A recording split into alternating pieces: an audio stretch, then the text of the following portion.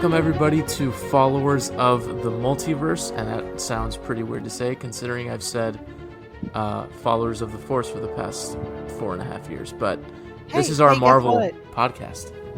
I know what episode number we're on now.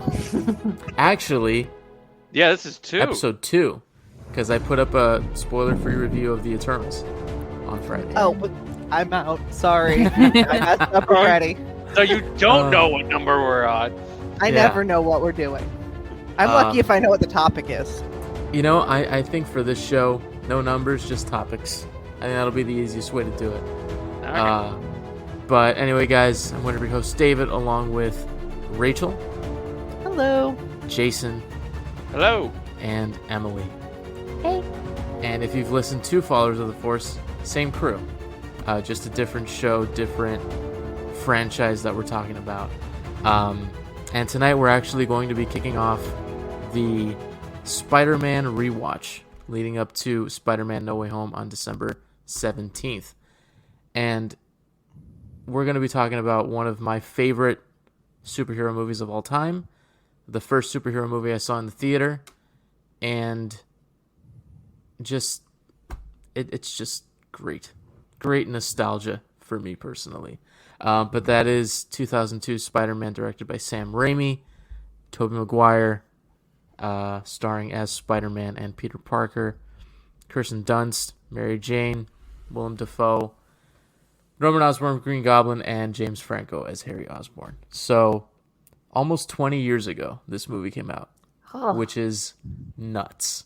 Wow. And Rachel, you actually saw this movie for the first time ever. I did see this movie for the first time. So, if you guys listen to Followers of the Force, you know that my entire shtick is that I don't really like superhero movies and I don't watch Marvel movies. So, apparently they decided to make a whole podcast to change that. Oh yeah. Yes. So, yes. Yeah. It's basically because, as you mentioned before we went live, half the time we end up talking about something in the Marvel universe on the Saturday show. The conversation always goes there. So I'm like, why not just have a dedicated podcast to Marvel? That way, it'll still happen probably, but what I think will be funny is if we start talking about Star Wars on this show, then it's like we can't win. That's my only comparison point for most things. So it's either going to be Star Wars or Harry Potter. There you go. Yeah, we'll start talking about another subject, and it'll get to the point where we had to make a podcast about that. Because we spent too much time on this podcast talking about it. Emily, it's like a Russian doll of a podcast. Emily and I will host the mini-series that's entirely about our dogs. Oh, yeah. Wow, right on cue. That is amazing. There we go. He's a stage manager's dog. He's always on cue. Rachel, I have to hear your first impressions about. Yes, I was just going to say that. Give us your first thoughts because, like I said, you saw this movie for the first time last night. Went in totally blind. I did. And Jason and David were there on Discord with me to witness it, so they can tell you if I had reactions.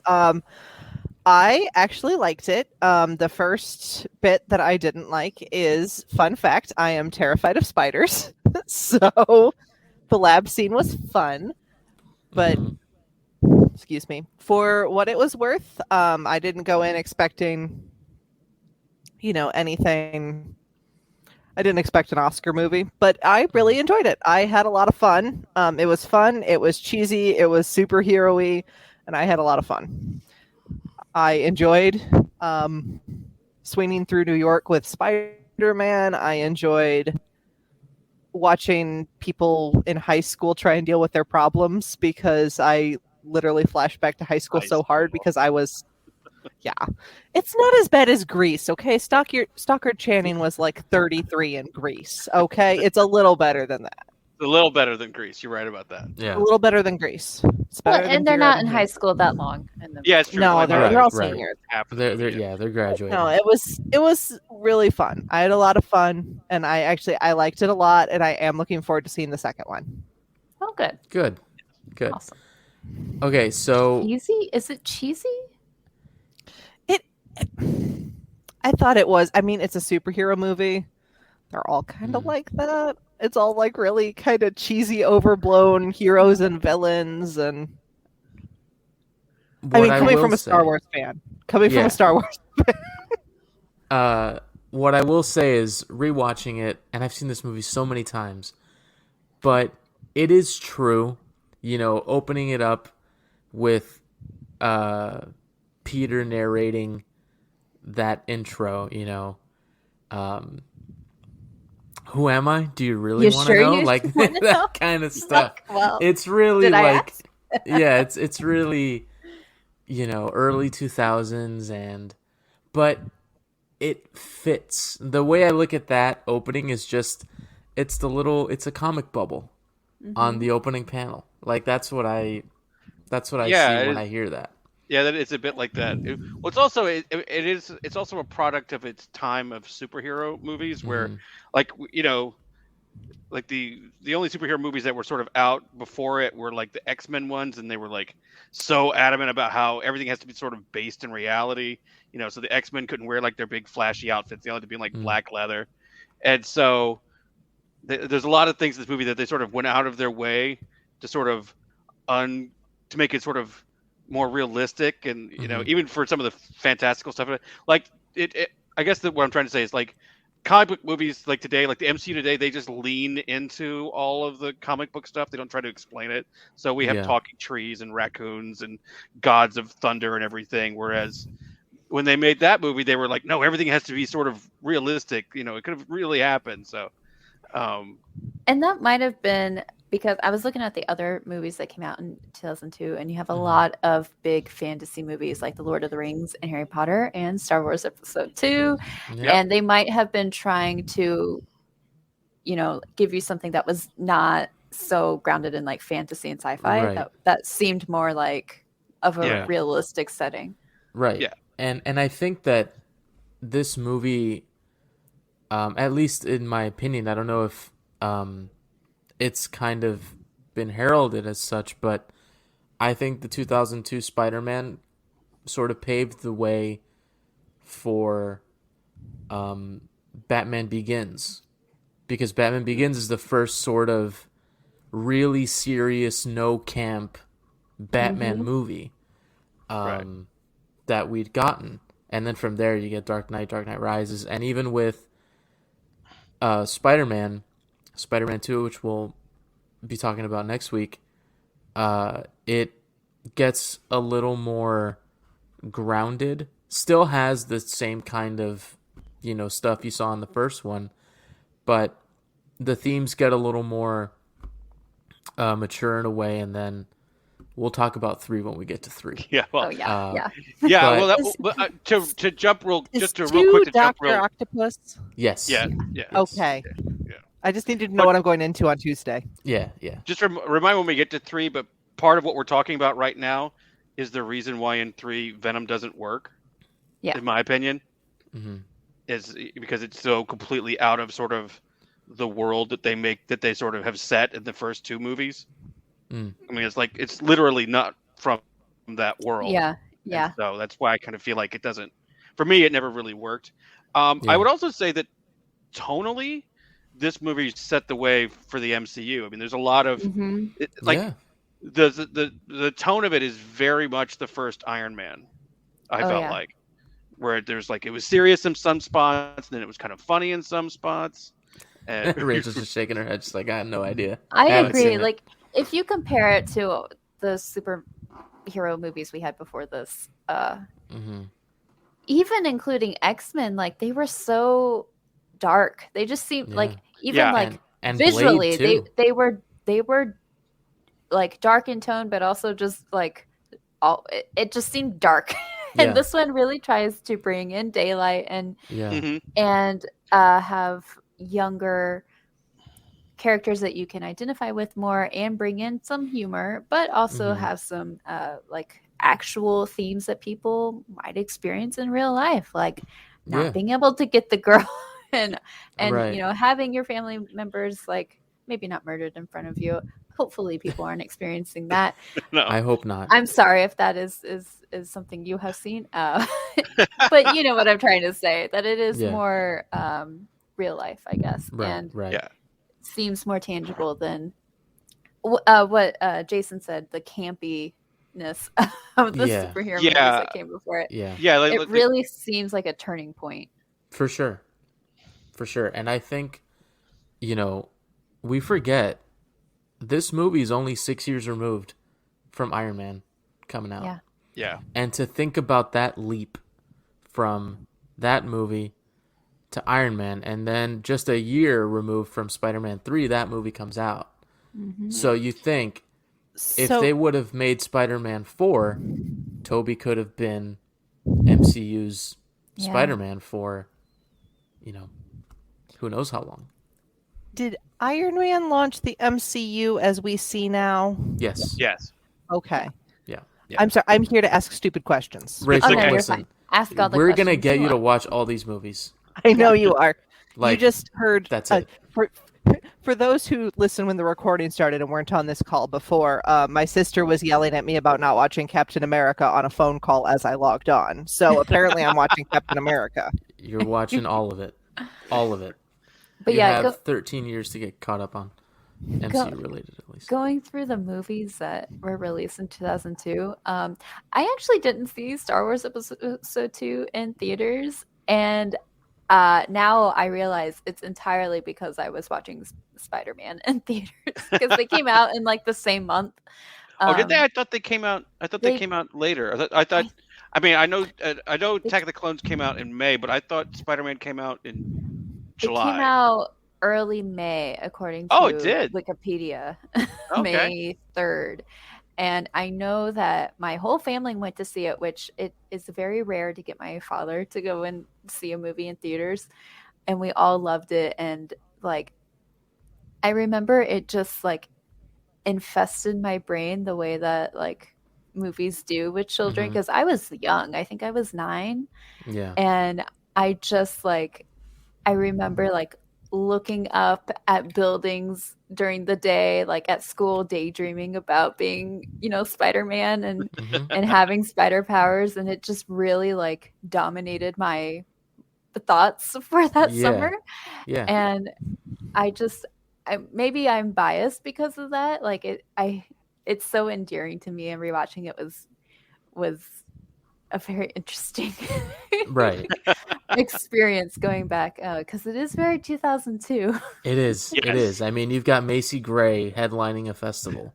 Who, by the That's way, very was 2002. if I'm remembering, Macy Gray was kind of over a little bit in 2002. Wasn't she more like late? Wasn't she like more like late 99 90s? or something? Yeah, late Yeah. 90s. Like, it was, I remember. I remember watching the movie for the first time, going, Macy Gray. Huh. Okay. Like, Yeah. And so, I mean, I want to ask you guys, because now we've gotten 3 actors who have portrayed Spider-Man. So, Rachel, I want to start with you because you are as fresh as can be watching this movie. How did you feel about Tobey Maguire's portrayal of Peter and Spider-Man?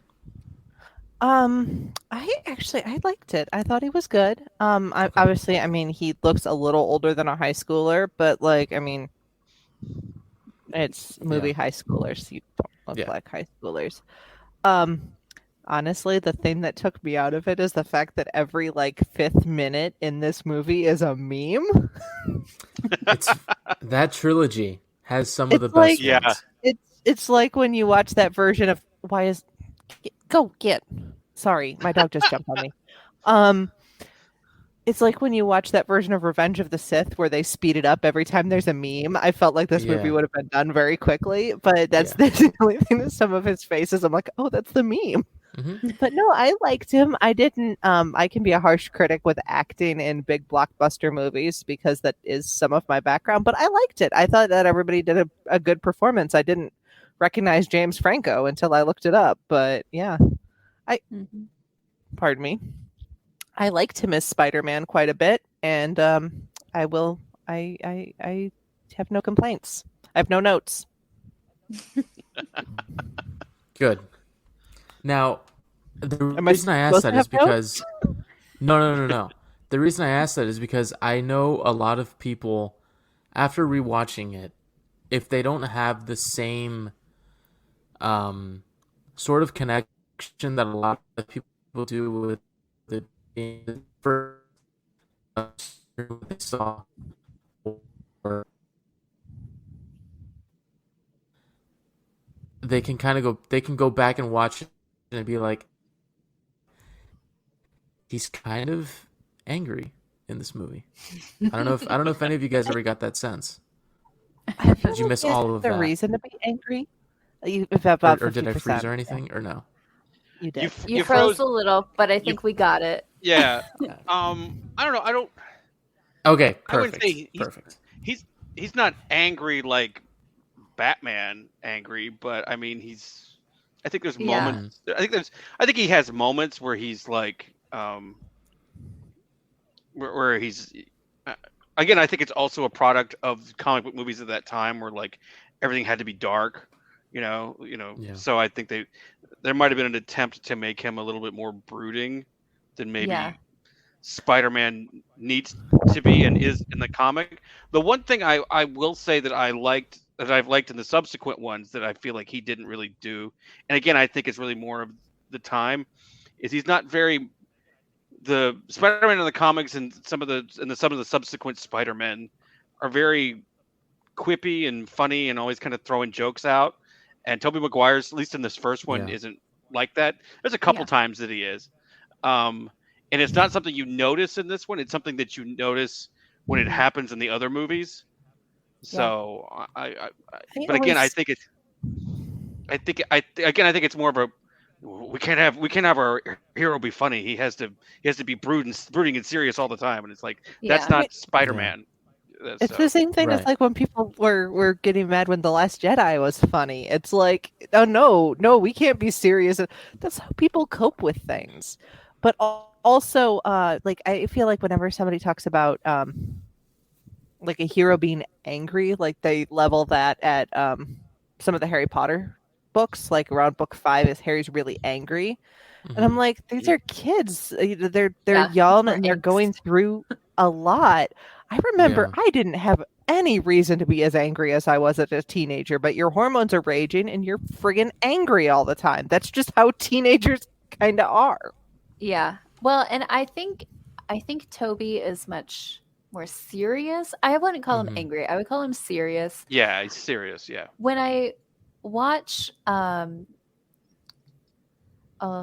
Garfield, he does have that quirky sense of humor as Spider-Man, but he also seems like, I would call him angry. I think he is actually like, he's more bratty. Okay. Yeah. When you watch it than Toby. Like Toby is like, he's serious, but he's still like nice in a way. Like like more of a sensitive guy.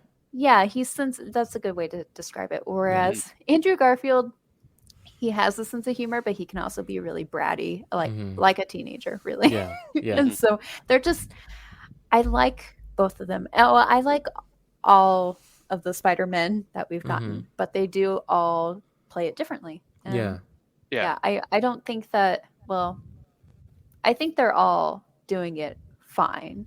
I do have some preferences one over the other, but Toby, I think he does a great job. I think the casting in this movie is just phenomenal. Oh, I agree 100%. And I think I was surprised by how much I liked the casting and the acting. It was very good. I I expected it to be like, I don't know. I didn't know what I was expecting, but it wasn't what I got. Yeah, and we always have to remember that the greatest, in my opinion, one of the greatest castings for a comic book character, J.K. Simmons as J. Jonah Jameson. Oh yeah. Such a meme, though. Like I said, it's a meme. He feels like, I don't know, he was just taken right out of the pages. Oh yeah. Like from his look, the voice, I mean, obviously you can't. The voice is more so from the cartoon, but he voiced a couple of the animated Spider-Man cartoons after. Oh, really? Yeah, he did the voice. He still did the J. Jonah Jameson voice. That's awesome. What I didn't notice about him though this time is I loved that. I thought he was just one note, but I loved it, and then I realized like, oh no, there are a couple of little subtle levels to his J. Jonah Jameson a little bit. He's not a complete terror the entire time. There's a couple times where he's kind of a little sensitive. Yeah.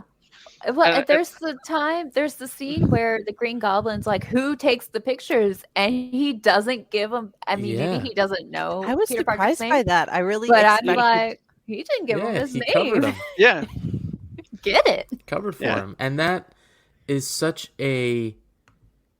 that's a real turning point for that character in the eyes of the audience. Because up until that point, you're like, this guy's a douche to Peter. And there you're like, oh, he might have his own reasons for feeling the way he does about Spider-Man, but he's not going to just sell out this kid to... Well, I think part of that is because J. Jonah Jameson is the hero of his story. And I think as the hero of his story, he wouldn't sell out this poor kid he's paying $300 to. Right. To be killed by this monster. So I think that's probably the biggest reason. Like, that whole subplot I'd never heard of before. My entire experience with Spider-Man is memes, and they had a tiny, like, comic that went through, like, the death of Uncle Ben that they released with the movie, and somehow I got my hands on this because I read literally everything you put in my hands when I was 10. So, that's all you need to know about my 10-year-old personality. But yeah, that was my entire thing. So, like, once we got past that, I'm like, I have no idea what's going to happen. Yeah. So speaking of the villain being Green Goblin, watching this movie, Rachel, for the first time, and us for, I don't know what the 390th. Yeah, seriously. How are we feeling about Willem Dafoe's portrayal of Norman Osborn / Green Goblin almost 20 years later? I still think it's probably one of the best, just completely going for it portrayals of the comic book villain that we've got. It's like I feel about Ian McDermott as Palpatine. He is having way too much fun. Oh, yeah. Yeah. He's having so much fun because it's... Villains like that are the one time that you can throw all subtlety out of the window in acting choices and just go for gold, and he's loving every second of it. I was having fun watching him have fun. To me, he feels like Palpatine in Revenge of the Sith. That's what I get from just, like, I don't know, the facial expressions, the, back to formula and the snarls and everything. Like, he's going for it. And even the stuff with Harry, that scene when they're having Thanksgiving, I think it's around Thanksgiving. It's Thanksgiving. He's like, just get what you want out of her and then, just leave her there. Like, that's tough. Like, that's really tough for Harry to hear and to deal with, because he's very much like his father in many respects, but also for MJ to hear that. And being in, just everybody, it's just such a, like, uncomfortable scene. And he makes it uncomfortable. I will say, okay, I'll start off by saying I haven't read any of the Marvel comics, and so I don't know what the characters like there, but rewatching it did seem a little over the top to me. Yeah, just a smidge, and I kind of would like it to be more of a Jekyll and Hyde, where there was more duality in his personality, because they kind of played it up that way towards the beginning when he's like in the mirror talking to himself, and then it just kind of becomes it kind of takes over. The evil takes over. Well, and maybe they didn't do it that way because the villain in the next movie is kind of like that too. Yeah. So maybe they wanted the Green Goblin to be more like pure evil. Yeah. But yeah, it just seems a little, if they were trying to go for like a more serious tone in the movie, a lot of like his lines are cheesy, like Rachel was saying. Now I see where you're talking about with the cheesy. There's a generous helping of cheese. It's not a bad thing. Cheese is not inherently a bad thing, as my Olive Garden order will tell you. But yeah, it's a metaphor or something. I love his costume design, though. I think it's great. I do too. It's so cool. Okay, that was the only thing about him because that's always been my sort of takeaway about the Green Goblin. I would say to get it out of the off the top. Willem Dafoe is great. I love him. I love Willem Dafoe in that movie when he's chewing the scenery, and I love him when he's being very subtle. I just think because it's like you said, he's having a fantastic time. Oh, so yeah. you can't like in a strange way you can't fault him for it because he's having a blast. Right. But what I would say is, I always kind of had a problem with the Green Goblin in this movie because I feel like he's a problematic character, but he's like Spider-Man's like arch nemesis. He's like his Joker, so you kind of have to have him in the first ever Spider-Man movie.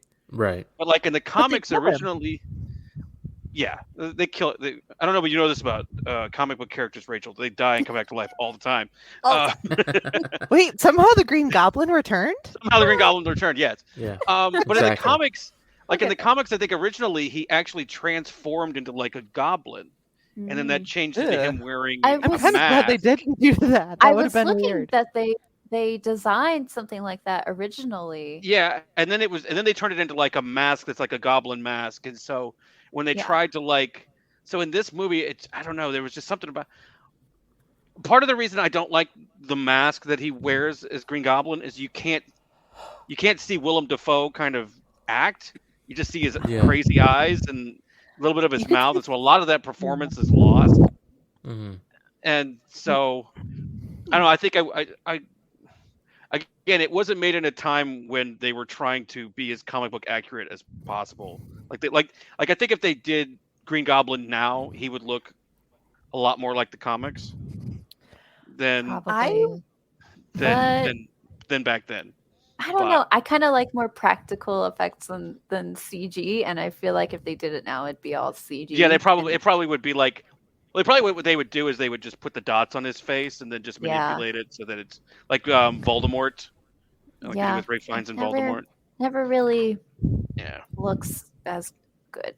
Yeah. No. My thing with the costume was just it seemed really stiff, which I guess, okay, so practically, if you were going to make a superhero costume, you might want it to be the kind of armor. It kind of reminded me of like the plasticky armor like a stormtrooper would wear. Like, that same kind of armor, but shiny. Like I couldn't really tell you what that's made out of because it's shiny sometimes. Mm-hmm. You couldn't tell if it was like metal or plastic or Kevlar. It didn't really give the kind of movement you'd expect to also. I mean, he's giving it his all, and you can't see his face, but you can do major body acting too. But it seemed very stiff for that. So I wondered because it kind of looked.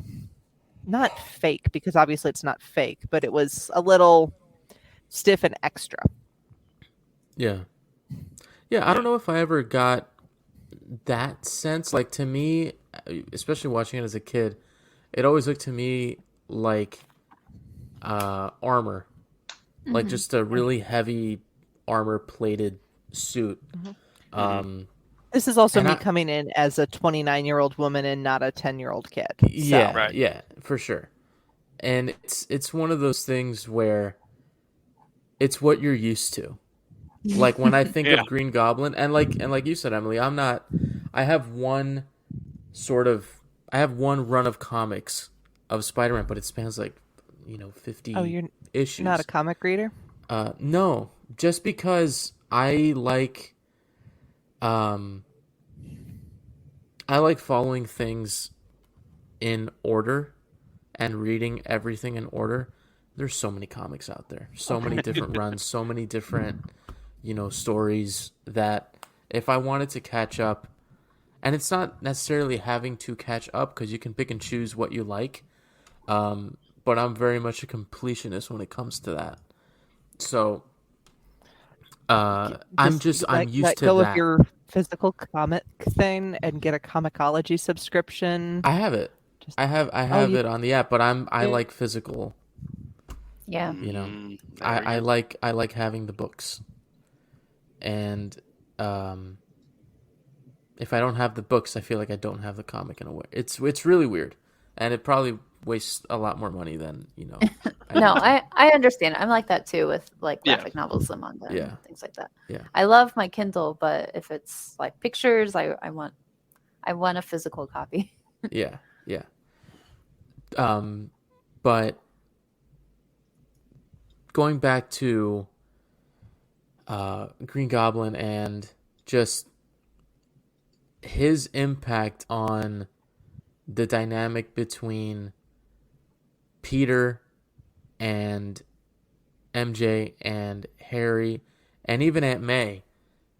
This is Peter's first, crossing paths with somebody who is going to directly affect his life and get him to start thinking about, okay, if I'm going to do this, I'm going to put everyone I know at risk. And we saw what happened to Aunt May. We saw what happened to Mary Jane. And, so how do you guys feel that they executed that for the first film going forward and already having those kinds of relationships dealing with, okay, he obviously he's going to have a secret identity, but how is he going to deal with it in this trilogy?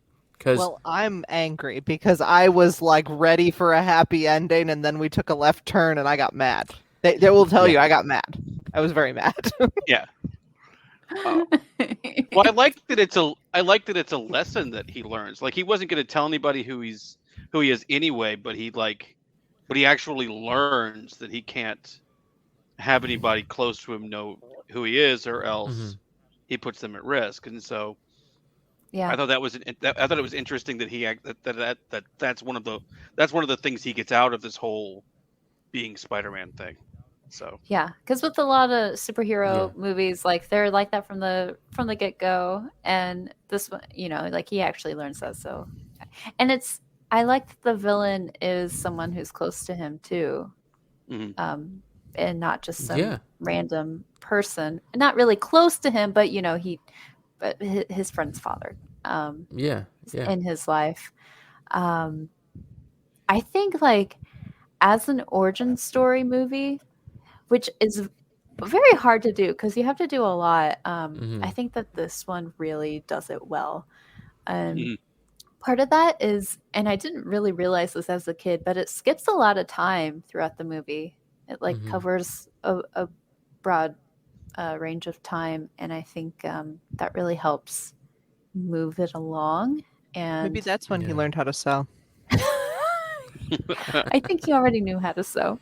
Yeah, Peter makes his suit. He makes in the comics, the web shooters, but here they're organic. Nobody sews stretch knits like that on their first time. Nobody. It's not his first time. There is 7 or 8 discarded suits somewhere.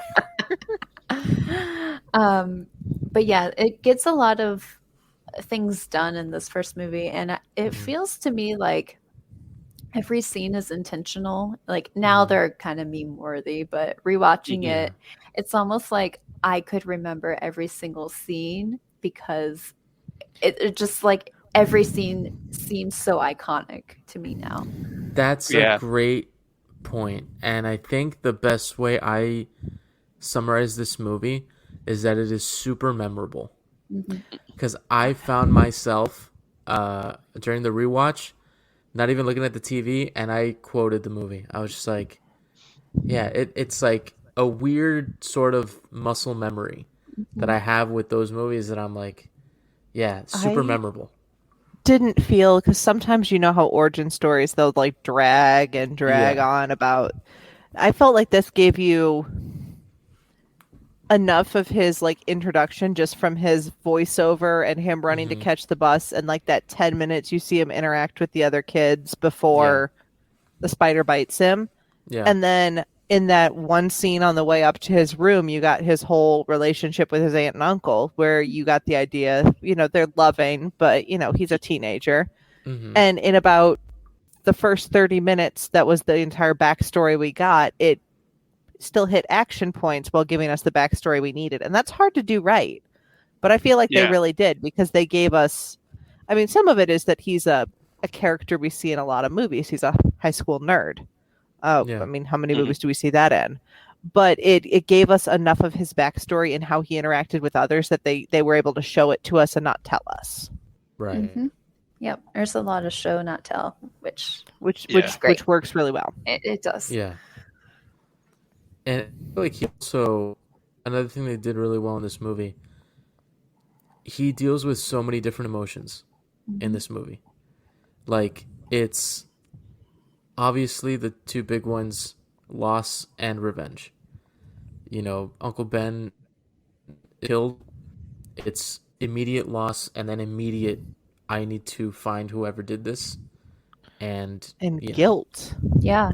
Yeah, a lot of A guilt. lot of guilt. A lot of guilt. And get ready for guilt in the next movie. I'm just gonna. I'll leave it at that. Get ready. And for guilt in the third next movie too. There's a lot of guilt in this trilogy. Yeah. But there's a particular scene in What did Spider-Man y'all 2. make me watch? There's there's a particular scene in Spider-Man 2 that when it comes on, it's heartbreaking. Mm-hmm. If it's the scene I'm thinking about, I thought it was in this movie.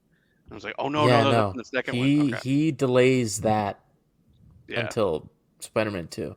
Mhm. And it's really Now I kind of want to look this up, but I don't want to spoil it. Don't spoil it. Don't spoil Okay. it. The second one. Okay, I've not seen the second or the third one nearly as many times as the first one. I don't know it as well, so I will be rewatching those freshly. But the second one, it seems to be highly regarded as like the best. People say it's one of just the Spider-Man movies, one of the best comic book movies ever made. Yeah. Spider-Man 2. I am actually really excited, and I'm never excited about comic book movies, but I'm really excited to see this movie. I don't want to hype it up What too have y'all much. done to me? But I'm I don't telling even you, know myself. You're good getting movies. you're taking your first step into a larger world. There we go. It's all coming full circle here. Yeah. And Can I watch, say the one I thing guarantee you. on the rewatch I didn't like? Oh yeah. We can let's talk about drag it a our little. negatives. Yeah. I didn't like Harry. I don't know if Yeah, it's just he's- residual. I don't know if it's just he residual. steals I his don't care girl. for James Franco anyway, but Mhm. he steals his girl and then Yeah. he kind of treats her like crap, which is okay because she doesn't really like him. Like, It's not okay. Yeah. Well, hold on. It's not okay. but no, it's not okay. You're right, it's not okay. But I'm just remembering. Low I stakes.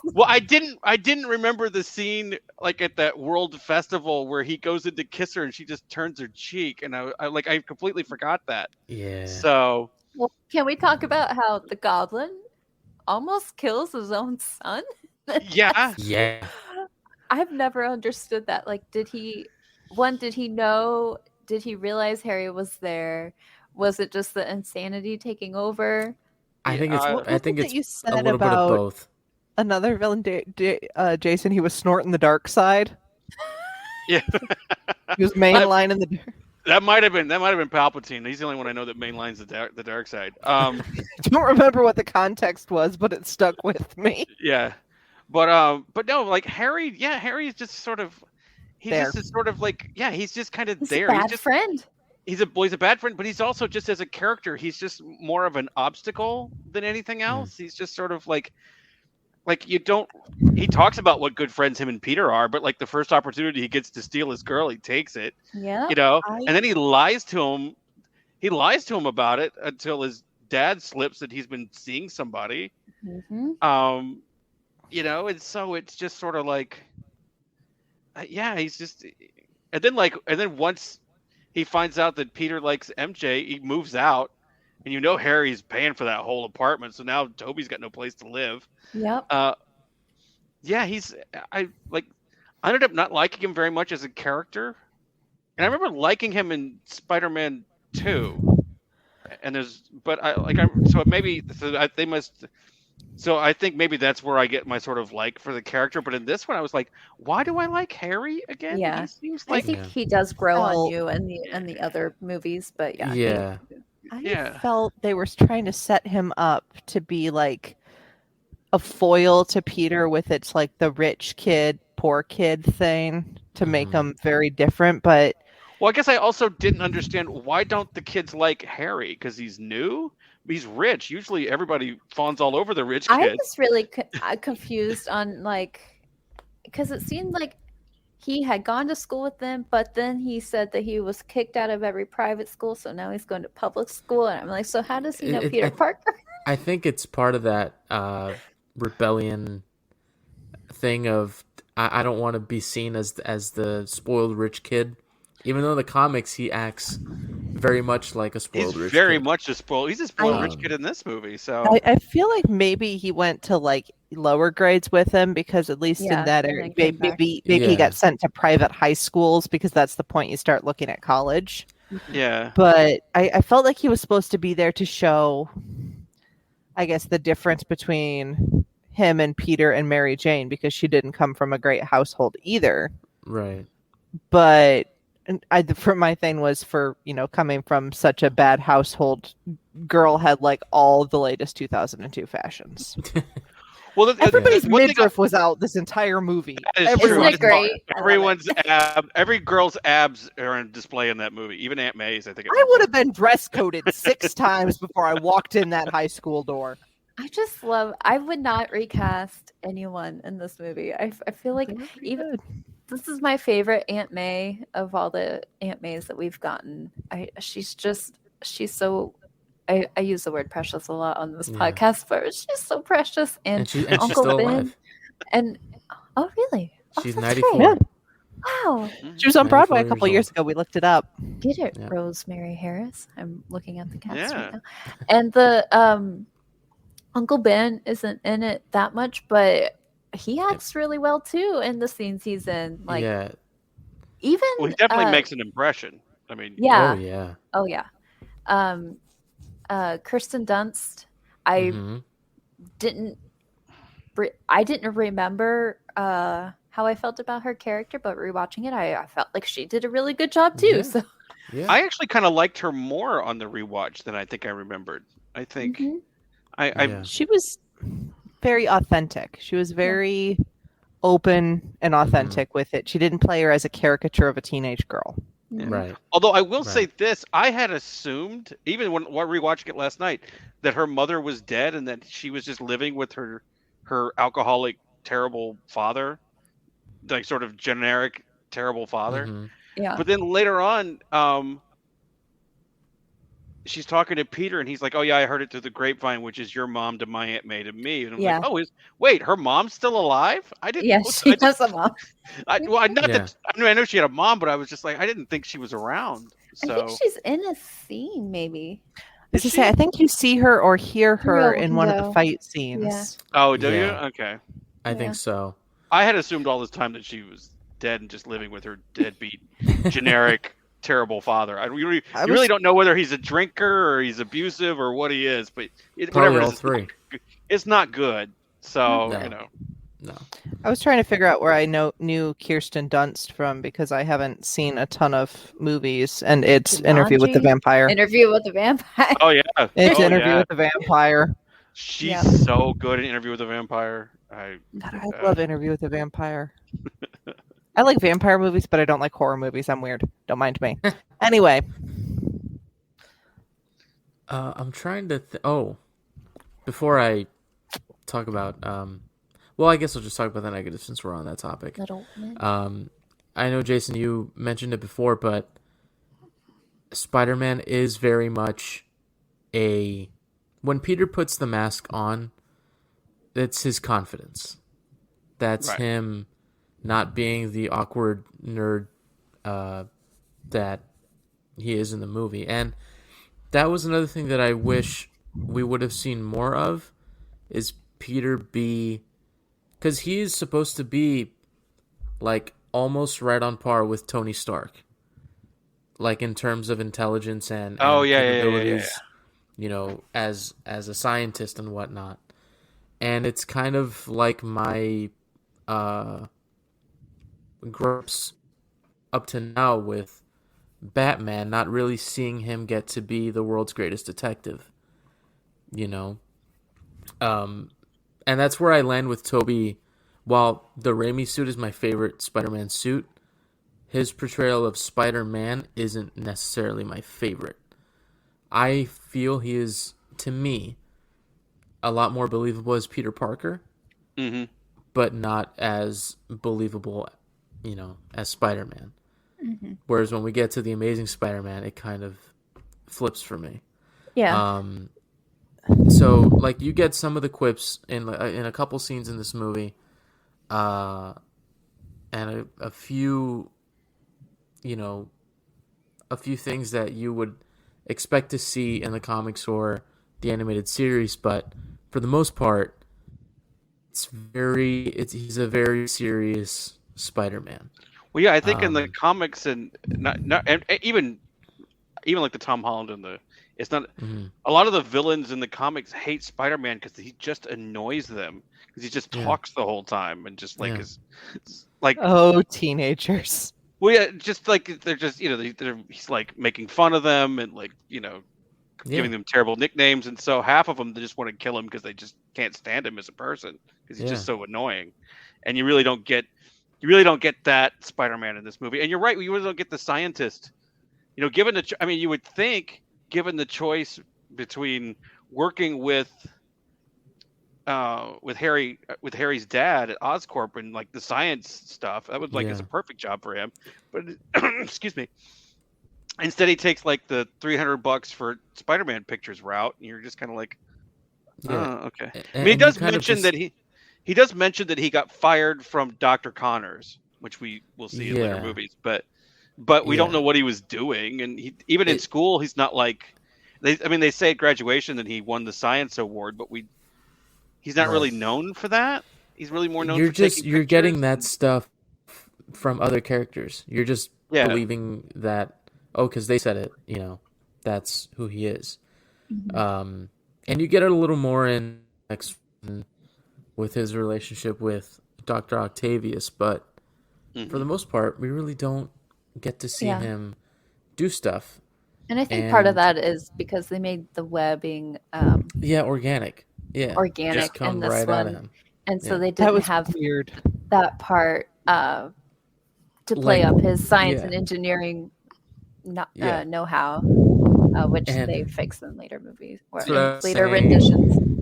Right, and that's what I was saying yesterday. If this movie would have come out and Twitter would have been a thing, this movie would have been, at least for that one thing, this movie would have been dragged on Twitter. Why are you changing one of the most, iconic parts of Spider-Man? Not having web shooters? Like, why? Is it bad that I always wanted one of the toy web shooters as a kid? Like, even though I'd never seen Spider-Man, I just wanted a silly string web shooter so bad. So cool. They still sell them. I got one for my nephew a couple months ago. Look, okay, you do not need to send me to the toy department. I already bought myself Ray and her speeder this week. I do not need to buy myself more toys. We could all use more. I mean, come on. Yeah. There's never a shortage. We should talk about the special effects too. Yes. I think they still look good 20 years later. I think they do too. No. One of the things my friend Robin, who watched the movie with me the other night, and I were talking about when we picked to watch that, was that it took until 2002 for a Spider-Man movie to be made. There'd been Superman, there'd been other, Batman movies, but there was never a Spider-Man movie. And we were wondering if that's when people felt that it could be done properly with CG. Oh, yeah. Mm-hmm. Yeah, because, this was 2002, and CG was, like, just taking off. And, again, like, it goes back to what I was saying, that a lot of this movie is, like, daylight. And that is hard to do, CG and daylight. Like, there's not a lot easier. Yeah, that's why, like, Jurassic Park still holds up a lot because it's dark. It's dark. Yeah, and it's a lot easier to do things like that in the dark. But they went there with this one, and I think they did a great job. I think they did a great job too. And the only scene that I can remember where you can tell, and it's the same way you can tell in like Harry Potter, Sorcerer's Stone and Chamber of Secrets, where if they're doing something that stunt work just isn't practical to do, especially with the camera angles and whatnot that they're using, it's the scene right after Uncle Ben dies where Peter has the homemade sweater and whatnot, and he's climbing up the building and running through the alley, changing. You can see he looks rubbery. I was going to say the scene where I noticed that was when he is when he's running across the rooftops when he just realizes he can climb buildings. Oh yeah. Yeah. I love that He's scene. a little rubbery in that Yeah. too. Yeah. Well, But too fluid. I think it's a weird thing though. I think it's something with our eyes as human beings. I think when we see Spider-Man do the exact same thing, we're a little bit more forgiving because he doesn't. I mean, he looks like a human being, but he doesn't look like a person. Yeah. Whereas in those scenes, we're watching a person jump across a building or do this or whatever. But when he's in the full Spider-Man gig, we're like, oh yeah, that's totally believable. Yeah. I don't have a problem Yeah, I with that. can totally understand that. I am weird because like with CG and stuff, like the same thing with like some of the changing faces in some of the Star Wars movies. I apparently have no level of uncanny valley, or I don't have the same one because like the things that people are like, oh, it looks so weird that they CG'd on someone's face, and doesn't look weird to me. Like my brain does not register that. So I didn't ever notice him looking rubbery because I don't think my brain registers that. Well, they Yeah. did it. They did it right. I mean, they're long shots. I mean, when he's running across the tops of the buildings, the shot is from far away, but he doesn't look like a real person doing it. Yeah. Does that make sense? But Yeah. when he's Spider-Man swinging from building to building, you're like, oh yeah, that's totally Spider-Man. I totally get that. I can buy that. And again, the other movie that you see that a lot is the Quidditch match in Chamber of Secrets. Yeah. Yeah. Oh, there's When there's Draco one. Same and year. him are Came out flying same year. side by side. Yeah. Oh yeah. Yeah, Yeah. Where yeah, they're yeah. like being Oh. slung around like that. Yeah, and they're just yeah, so yeah. rubbery. Yeah. They look Yeah, like cartoons. Yeah. No. No, I know what you're talking about. I'm trying to think of some of the other movies because I didn't notice that sort of thing. And was this the year the first Lord of the Rings movie came out? No, this was Two Towers. This is Two Towers. Yeah. What a So good I year don't. for movies. I know, It's a really right? good Jeez. year. And I was looking at it. Okay, this That's what is off- because I remember they called it the year of the sequel because it was Mhm. Two Towers, it was Chamber of Secrets, it was Attack of the Clones, Attack of the Clones. Men in Black 2, Die Men in Another Black- Day. Yeah. Oh, was I- Men in Black 2 that year too? Yeah. I've never seen Men in Black movies, so Oh, Really? I and think you would like them. I think didn't the third Jurassic Park come out that year? that was Or that- 2001. Yeah, that Oh, was 2001. Okay. But I what will go got me- down to the death for the third Jurassic Park movie. Don't get me I love started. it too. I love it Thank too. you, It hit Emily. me at the right age. I'm gonna sit by her. She gets me. I still have the jingle from the phone, like da, da, da, Dun, da, dun. da, da, da. Oh, that's so I'm funny. about to set that as my ringtone half the time. The thing that got me with this year, the highest grossing animated movie was Ice Age.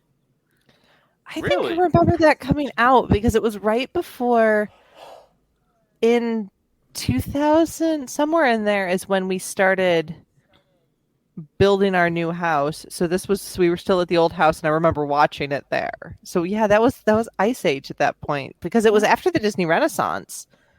Lilo and Stitch came out this year, but it didn't. I guess it didn't.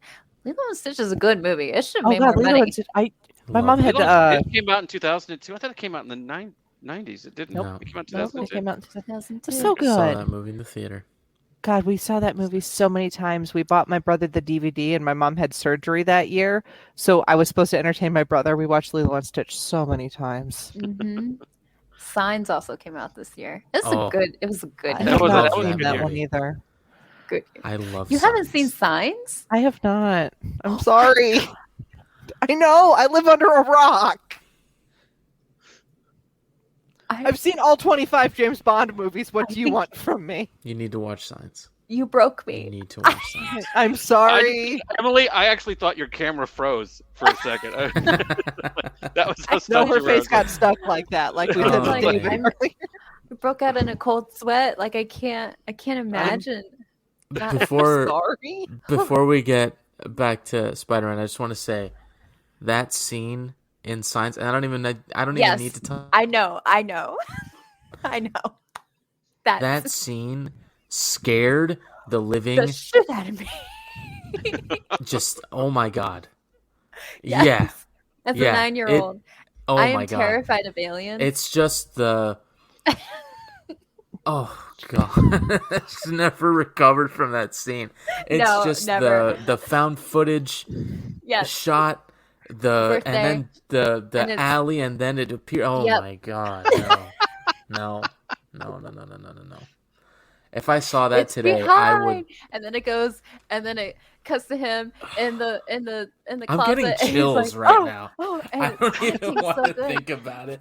Oh, All right, Also- well that's You guys are not selling this movie to me right now. Oh, that's the next Pokemon- podcast, the Signs Cast. Yeah. Oh, God, Yeah, no, that's the next please. one. I could do We it have to in stop my- making podcasts. The Village is like my favorite movie of all time. Oh, oh yeah. I love The Village. Pokemon Forever also came out in 2002. Just a shout out. Oh, well. Celebi. Oh, I didn't. Oh yeah. Now I'm Yeah. curious as to what Die Another Day was not a bad movie, and I'll die on this hill. Is that the other Pierce Brosnan one? Yes, I believe that was the one where That's it was Halle with Berry. Halle Berry. that's Yeah. with Halle Because- Berry and the invisible car and the Yeah. windsurfing on the. Okay, Halle Berry and the very attractive female villain have a fencing match where they're both wearing sports bras. That is a fantastic movie. Well, you Okay, sold me on that one now. I think I've only seen Die Another Day. I've only twice. seen it once. My favorite. Yeah. I mean, I saw it on video and I was like, yeah, I'm glad I didn't see that in the theater. can we start the Yeah. James Bond podcast? I'm in. Just I'm spin-off in. podcasts on different franchises. But I feel like the negatives that I have with the movie are more nitpicky. Especially upon rewatching, I feel like I'm trying to find things that I'm not so high on, this time around. But I feel like it's I don't know if it's just nostalgia that I am forgiving of a lot, but I don't know. I still have a really good time watching this movie. Yeah. And I had a good time watching it too. I think the negatives for me, a lot of them, it's funny, they're not really nitpicks because they were remedied in other variations of Spider-Man. mm-hmm. So like the quippiness and that sort of that was unfortunately not fixed in the Tobey movies, but it was fixed in other movies. Yeah. And some things in this, I The think. wrestling sequence was hysterical with Oh, Macho Octavia Man Spencer Randy as a bit Savage. part player. yeah, I think yeah. that must Was have been like so- her. That had to have been like her first movie role, or like Yeah. she's only in like the one scene. She has like 3 lines. I mean, but it's still. I was like Octavia Spencer. Yeah. Um, And Elizabeth Banks as As Betty? Betty Brandt. Yeah, Yeah, as Betty Brandt. Yeah, I didn't realize that was her until I rewatched it. It's like, Yeah. oh wow, Yeah. there's a lot of people in this movie. Yeah. yeah. I could just I smell mean, the some of the- testosterone in that scene. some of the CGI doesn't hold up, but it's forgivable because it was state of the art for 2002. So you just kind of like, oh well, it just didn't know how to make that look better in 2002. You just had to go with it. It's okay. Yeah. So Does hold up and will always hold up for me. That score. Oh yeah. That I- Spider-Man theme. Is it Danny Elfman? Danny Elfman. And Danny Yeah. Elfman is coming back with Sam Raimi to do Really? Doctor Strange Multiverse of Madness. Oh, I love it. Yeah. I I'm realized that so hyped. I couldn't say much about the score, but that means that it wouldn't have taken me out of the movie if if I like the score of a Star Wars movie or a Pirates of Yeah. the Caribbean movie. If it doesn't take me out of the movie, but when I go back, I notice it on a second watch. Yeah. Right. Except for that friggin' Nickelback at the end. Oh. You gotta have which is Nickelback. the early most 2000s. 2002 thing about that. It just whole like movie. I literally went, "Is this Nickelback?" And then somebody posted in the chat Yeah. that it was a But Nickelback the song, next and I was like, movie is Dashboard Confessional, right? Vindicated. I think Vindicated is so. a great Which is song, like- and love it. Ordinary is also in that on that soundtrack for Spider-Man 2, which is another Yeah. good song. "Oh, Yeah. also in 2002 was Scooby Doo the movie." I saw that movie in the theater. So Love did that I. movie. But yeah, just a note on Danny Elfman real quick is I Yeah. love it because he also scored the Batman movies. Mhm. And so you get that same sound, but it feels like a bridge between like that era of superhero movies and what we get after it Yeah. Mhm. with like the Marvel movies and that music. It's like the perfect in between. Yeah, and I feel like I don't know how else to describe it. The way that the Spider-Man theme sounds is the way that Spider-Man moves and it's such a weird. Yeah. Yeah. It's the only way. You froze there for a I second. love, Are you love back? Yeah. that score so much. For those of you that missed it, David likes the music. Music, good. Music is Yeah, A-okay I for David. love it, and I think I froze, but you Yep. know. Yeah. But we got Yeah, the it's- important part. Yeah. Yeah, I love Dave- the music of that movie. Yeah. It's great. All right, so what do you guys have anything else that you want to touch on about Spider-Man 2002 before we wrap up? Only thing I would say is, without delving too much into what comes after, it is a great, with its imperfections, it is a great building block for what comes after. Mm-hmm. I felt like and probably I should save this for Spider-Man 2, not to give it away. But Do you want me to like take my headphones off for a while? no, because this isn't like a spoiler or anything. But I felt like the people that when they made Spider-Man and they saw the things that maybe just didn't work as well, they were conscious enough to try and fix that in later movies and fix a lot of stuff and I don't say that to say that Spider-Man is bad, but there is some things that they tweak and they make a little better in the following films. So it's a great, and I think that's why some people may like Spider-Man 2 better, because they fixed so many things that they just didn't know they needed to fix in this movie. Do you know, does that make I mean, sense? there are those sequels that are better than the original, and it's usually in a franchise where you have the knowledge that you made in the first one to make the second one really hit. Yeah. Yeah.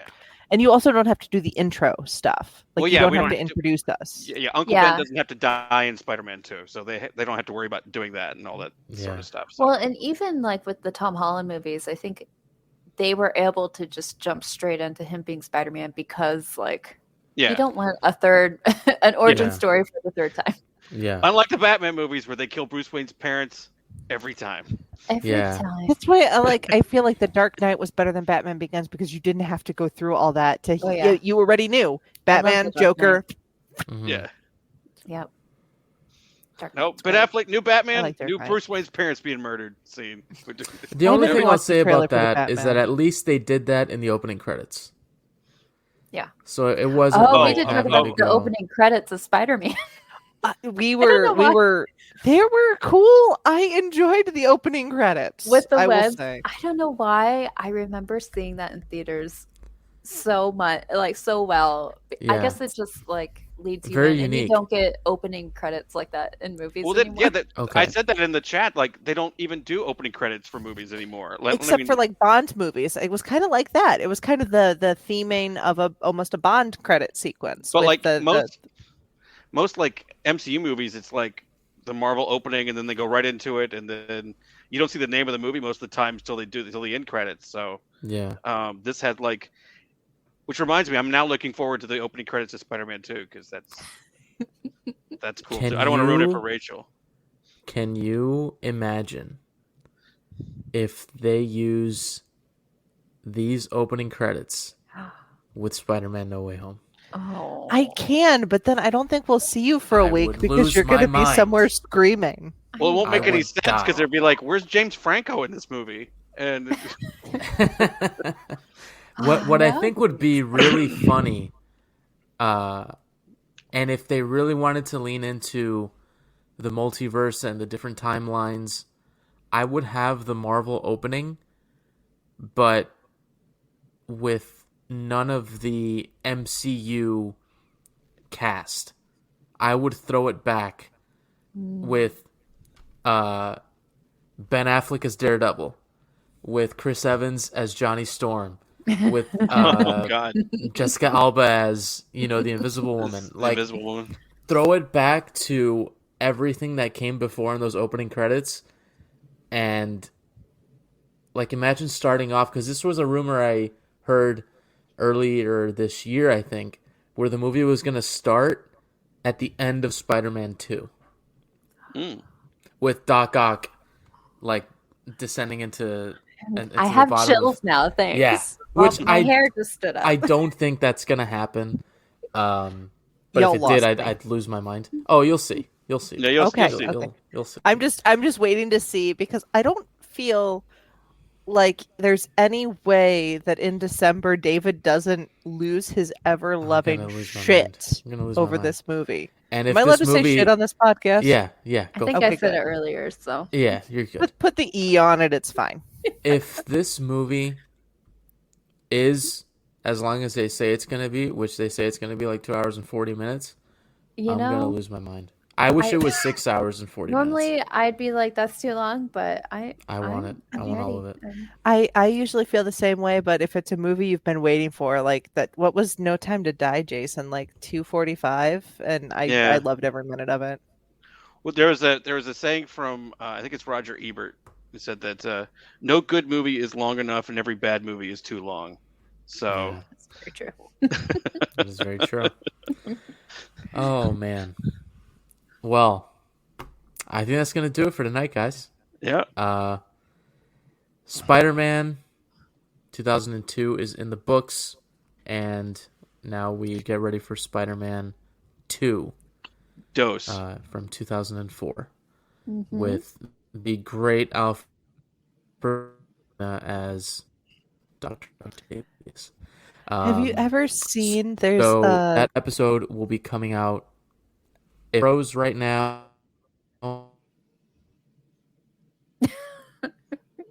oh, David. You know what's funny? It's just, and I know this from when we're doing this. He doesn't freeze when he's not talking. Right. Like if he's just sitting there, No. it doesn't It's freeze. No, I because don't. And I just your audio and video are overloading your system. Mm-hmm. Yeah, there he goes. yeah, exactly. I just explained we don't edit on the other show. We're not going to edit here. So There's no editing. We die if like I freeze, men. I freeze. Yes. We die like men. There you go. Anyway, There you go. No editing. have you guys ever seen the thing of Alfred Molina doing the fiddler on the roof? Yada da da Yeah, da I've da seen da, the- with his Doctor Yeah. Octopus arms. Yeah, it's so funny. It's so beautiful. Funny. But the theater geek in me loves it. Oh. Oh, by the way, I was For going to say this as a bit of trivia, because I looked it up after I watched it last night. Spider-Man 2002 is the first one to have that Marvel opening with the comic books. It was I the first really one to liked do- that opening. I mean, they've enhanced it into the MCU, but that was the first one to have that sort of Marvel, and then the pages of the comic book going through. So I couldn't tell you about the Marvel MCU opening, so it's very similar. Soon you will. Yeah. I love. If you guys are just listening to this as a podcast, David keeps looking over at my square like we're in the Brady Bunch and shooting me really bad looks. It's great. You've got 13 years of movies to catch up on, nearly 20 now that we count the Raimi trilogy and then I know that the was Mark what I was getting Webb ready to say. movies. Is that like David, there's 25 movies just in the MCU, and we haven't even started on those yet. So she's two. By Tuesday, you'll be 2 in, but you haven't even hit the MCU yet. You haven't even hit the I stuff have that watched counts right now. 4 MCU movies. I've watched 4 whole MCU movies. I'm fine. Last year, my friend Robin caught me up on 50 years of James Bond in like 4 months. It's fine. Wait, we'll be fine. what are the 4? Avengers, which Okay. I don't really remember. one does. Doctor Strange. Okay. I was really drunk. Just so you That's- know, that's really astral projection when you're really intoxicated is mind blowing. Mind blowing. Then I've seen Black Panther and Captain Marvel. Okay. Okay.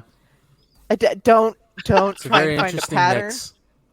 I watched the Avengers because nobody would shut up about it. I watched Doctor Strange because I like Benedict Cumberbatch and my sister made me, and I was intoxicated and could not fight her. I can't fight my sister anyway. She's a black belt. I watched Black Panther because my movie watching group wanted to watch it when Chadwick died, and I watched Captain Marvel because I got to choose the next movie, and it made men angry, so I wanted to watch it. It's one of my favorite hobbies, really. I I don't know why that more movie makes movies me to angry, watch but okay. because you started it. Now you got to finish it. So That'll be the task for 2022, maybe. She hasn't seen any Iron Man movies. I've not seen any Iron Man movies. I have not seen any Iron Man movies. I have not seen any of the Captain Thor. America She's seen any movies. I've Thor never seen movies. Thor movies. Oh my god, we got to fix this as soon as I possible. am enjoying. Y'all told me I could come on because I'd watch Spider-Man, and now I'm just enjoying the chaos. Perfect. Well, I guys, think a lot of broke work to Emily's do. brain.